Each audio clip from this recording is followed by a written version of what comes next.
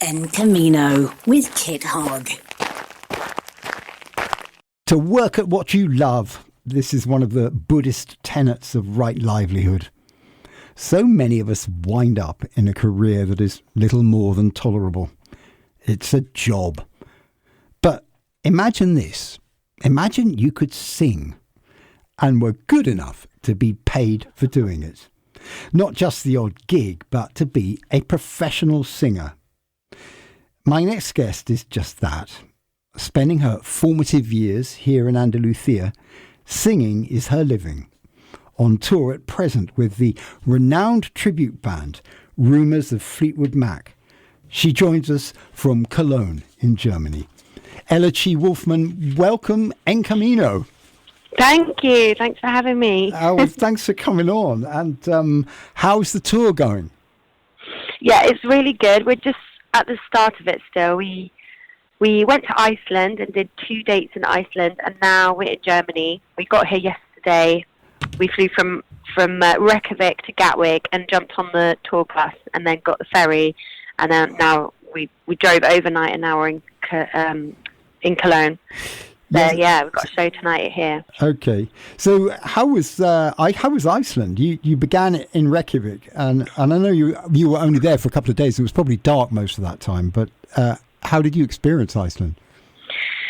I'd never been before. It was icy. It was snowy, and it's quite rare that you leave the UK for somewhere that's got that has worse weather.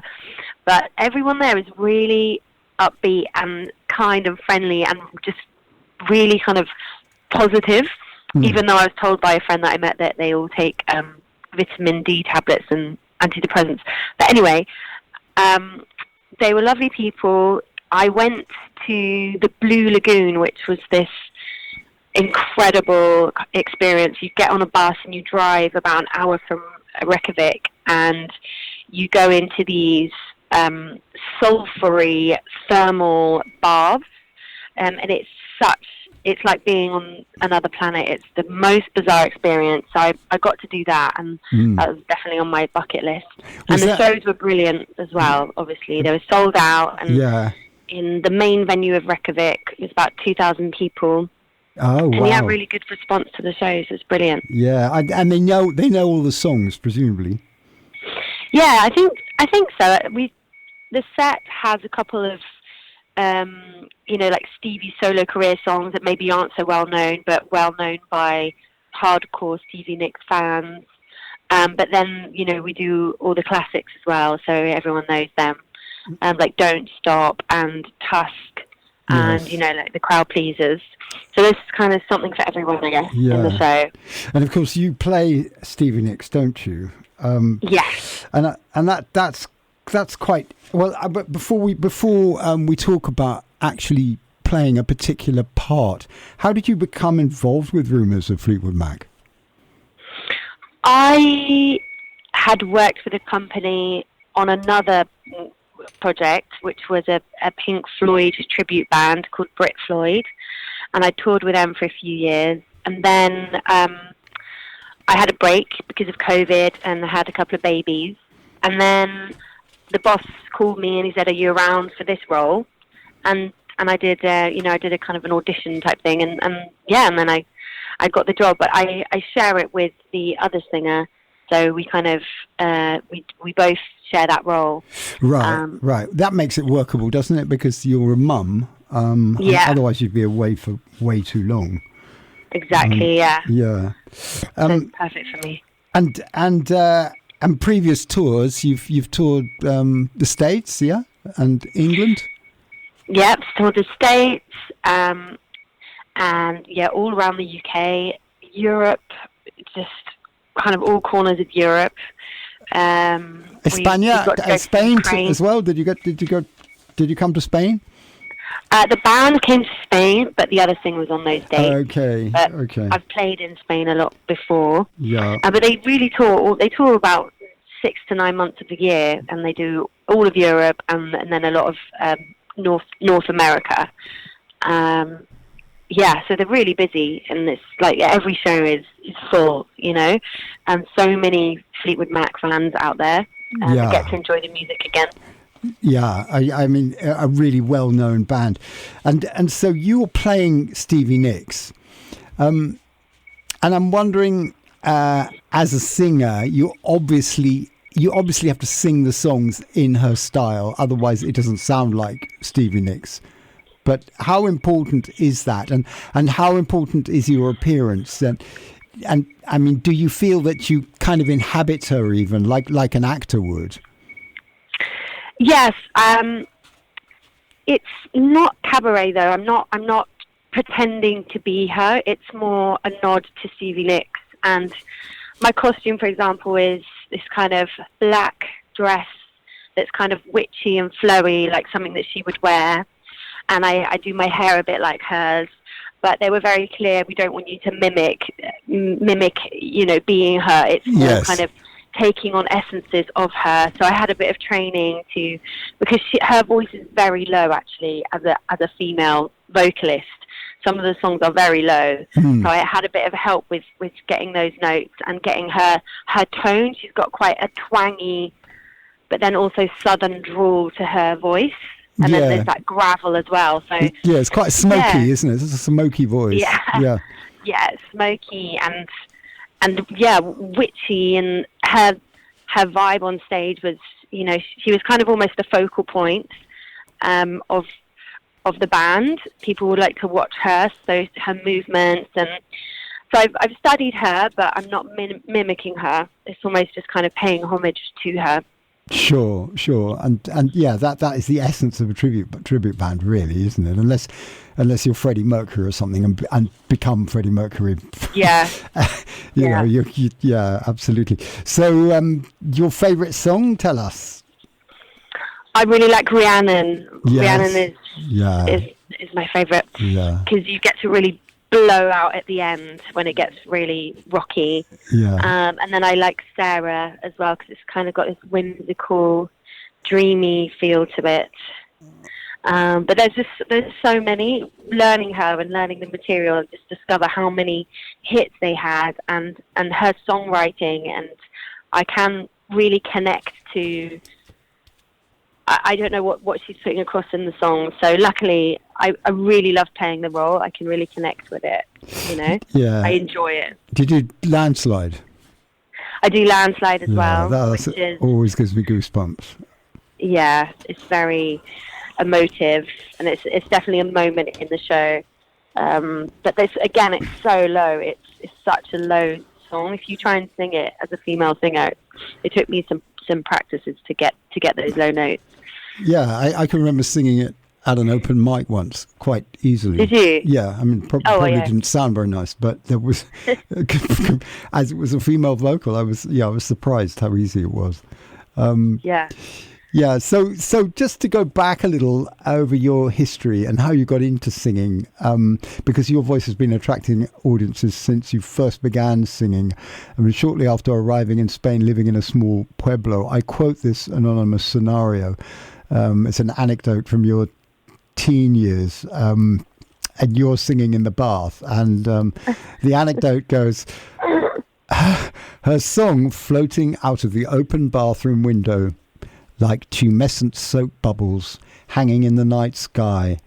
Unbeknown to her, on the big rock next to the house, Juanjo and his amigos were sitting in unusual silence below. Marcela! They shouted when she'd finished. Oh my God, so embarrassing. Do you remember that? I don't remember that, but okay. I remember hearing that. That has been. I was probably so embarrassed. That has been. Yes, you imagine looking out of the window. Yeah. So in your teens, you left Spain for vocal college in England, and you actually went to 2 vocal colleges. How formative was this, and could you have been a singer without college? I think I could have, but my contacts, really I went to those colleges as a kind of stepping stone, because I was coming from Spain. I knew no one in England, let alone in the music scene and the industry.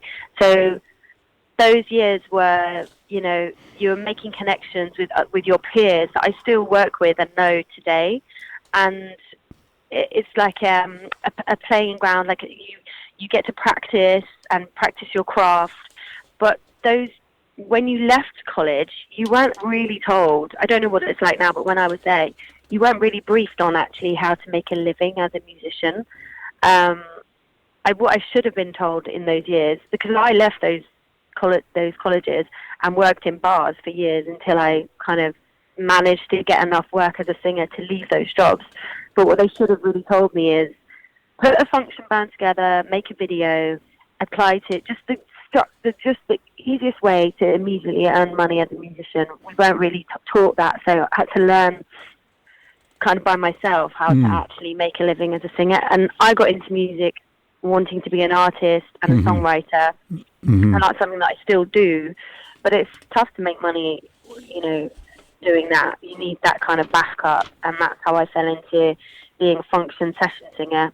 But I love it because there's less pressure, because it's not all my material. I get to just play a role, get paid, and enjoy, you know, singing and performing. Yes, but to start with, when you came out, you know, fresh faced and starry eyed, came out of college, it was a solo artist that you wanted to be. I mean, which is and I suppose really what you're saying is that they should have pointed you in the direction of possibly not being a solo artist, because that is tough, isn't it? It's like a reinvention of you, giving so much really energy tough to your profile, your image. You have to be incredible. You have incredible self-belief, really, and endless faith. Yeah. So many skills. You have to market yourself. You have to be a business person. You have to be a songwriter, a producer, a mixer. You have to invest money, or you're asking for lots of favors. And in the meantime, you're not making any money from that.